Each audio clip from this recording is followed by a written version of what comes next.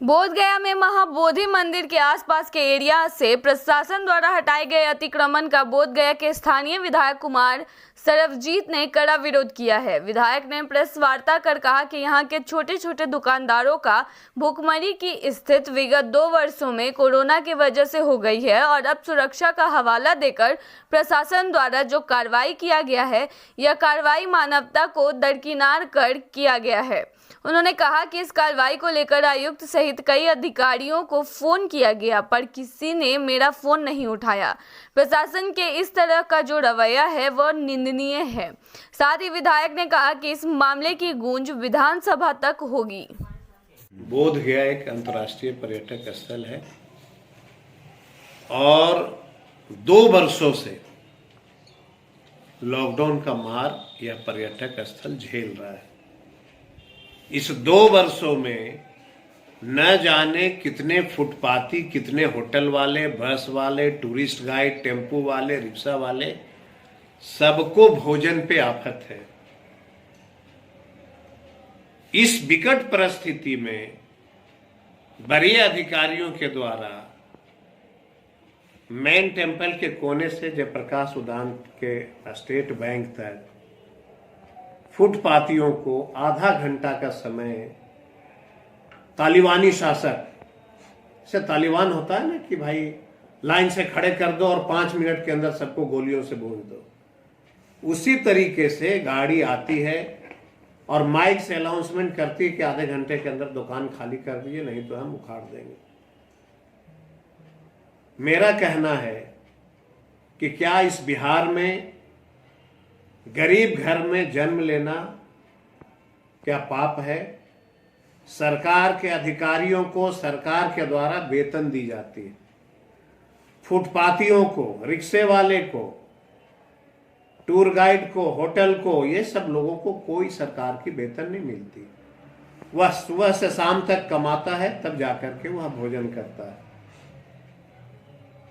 जितने वेंडर हैं फुटपाती, वहां से सब लोगों को नगर पंचायत के द्वारा बसाई गई कि आप यहां से यहां तक दुकान लगाइए। चूंकि वीवीआईपी मूवमेंट भी बोध गया में होते रहती है हमेशा से, और आज से नहीं, मैं करीब 20-25 वर्षों से देख रहा हूं कि जब कोई वीवीआईपी आते हैं तो फुटपातियों को कवार दी जाती है।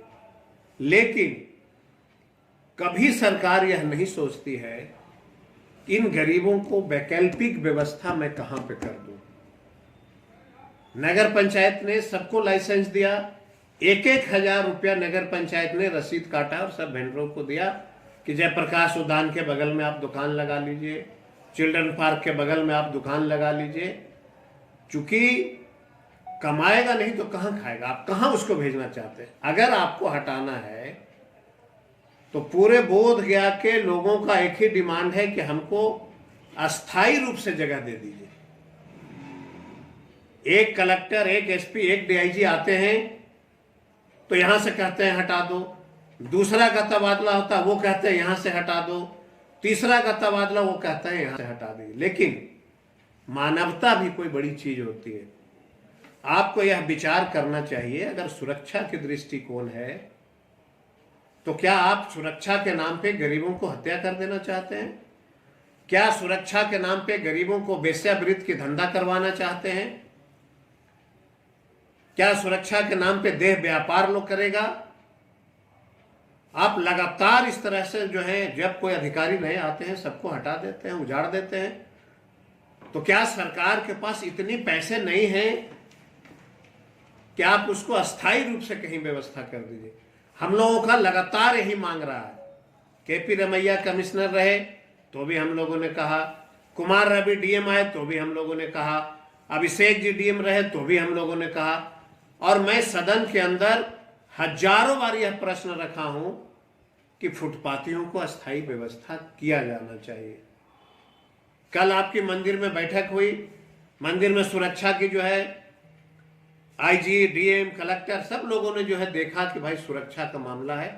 कल आप मंदिर की विजिट करते हैं और आज फुटपातियों को उजाड़ने के लिए बुलडोजर ले आते हैं। यह बिल्कुल, ये किसी भी परिस्थिति में अधिकारियों को, ठीक है आप वर्दी पहने हैं, आप सरकार के नौकर हैं, लेकिन गरीबी को समझना पड़ेगा।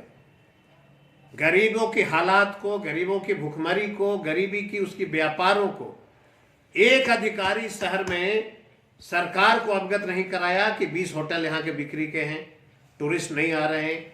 एक अधिकारियों ने यहाँ पे सरकार को अवगत नहीं कराया कि कैसे फुटपाथी कमाएंगे, कैसे यहाँ टूरिस्ट आएगा। इस तरह का कोई विचार सरकार नहीं देती है, बस बुलडोजर लेके आना, तोड़ देना। इसलिए मैं इसकी निंदा करता हूं और मैं जिला अधिकारी और आईजी साहब से मांग करता हूं कि मानवता को हर हालत में आपको जगाना चाहिए। मानवता के अनुसार, क्या आपको नहीं दिख रहा है 2 साल से लॉकडाउन है? जितनी संस्थाएं बोधगया में है, सब लोगों ने गरीबों को मदद किया। प्रशासनिक अधिकारियों को छोड़ के बोधगया का एक एक व्यक्ति ने एक एक गरीबों को मदद किया है।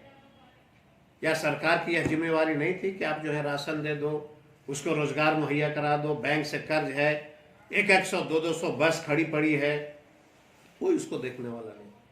इसलिए मैं मांग करता हूं जिला अधिकारी महोदय से, आईजी साहब से, कमिश्नर साहब से, बोधगया में है सब लोगों ने गरीबों को मदद किया।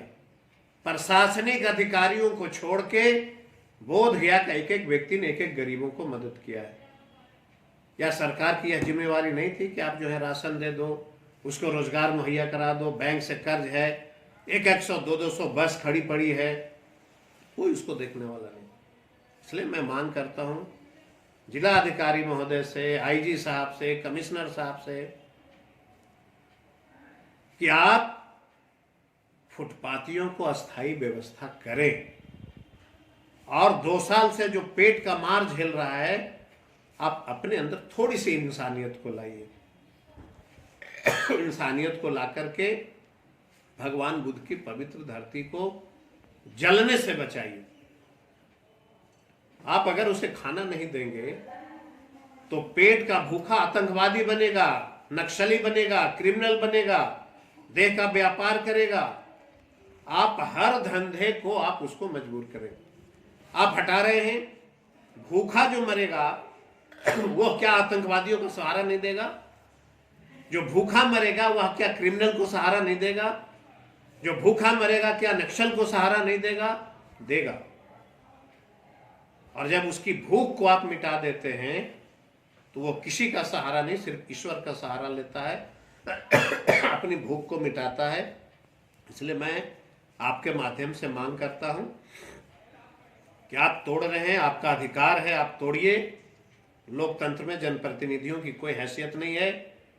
मैं इस परिस्थिति को जिला के कमिश्नर को कम से कम मैंने 10 बार फोन किया, लेकिन उन्होंने फोन नहीं उठाया। कमिश्नर को मैं कम से कम 10 बार फोन किया। मैं जानना चाहता था कि आखिर किस परिस्थिति में आप जो है इन लोगों को तोड़ रहे हैं, हमें भी तो बता दीजिए। कौन सी ऐसी विपत्ति आ गई है आपकी सुरक्षा में कि आप गरीबों के पेट पे लात मारना चाहते हैं? अधिकारी फोन नहीं उठाते, हम लोगों को पता नहीं होता। तो जब आपको हटाना था तो कौन ऐसा नगर पंचायत के अधिकारी दोषी थे जो इन लोगों को लाइसेंस दिया दुकान लगाने का? उस पर आप कार्रवाई करिए, अविलंब कार्रवाई करनी चाहिए। और आपने पैसा जो लिया 1-1 हजार का रसीद काट करके सूद समेत उस गरीब को वापस करना चाहिए। क्यों लिया आपने पैसा?